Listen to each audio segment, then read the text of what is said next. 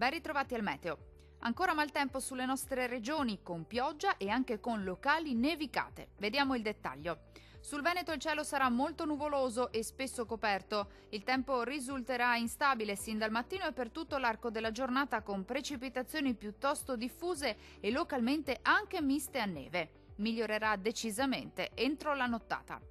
Temperature fredde in ulteriore calo, con minime tra -2 e 2 gradi. Massime comprese invece tra 1 e 3 gradi. Diamo ora uno sguardo al Friuli Venezia Giulia. Tempo spiccatamente instabile anche sulla nostra regione, con piogge sul Pordenonese e con locali nevicate fino in pianura sui restanti settori, specie a partire dal pomeriggio. Anche in questo caso migliorerà col passare delle ore. Temperature minime intorno allo zero. Valori massimi compresi invece tra 1 e 2 gradi circa. Vediamo infine che tempo farà sul Trentino Alto Adige. La situazione sarà completamente differente sulla nostra regione. La grafica infatti ci mostra che sarà una giornata asciutta e stabile, con ampio soleggiamento su tutti i settori e con il cielo che si presenterà sereno o al massimo poco nuvoloso. Temperature minime intorno allo zero.